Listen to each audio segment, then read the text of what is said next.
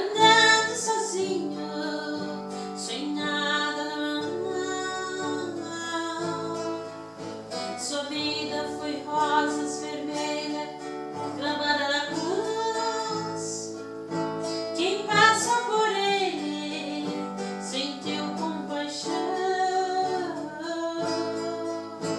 A rosa murchando, sangrando, desvaiando em dor,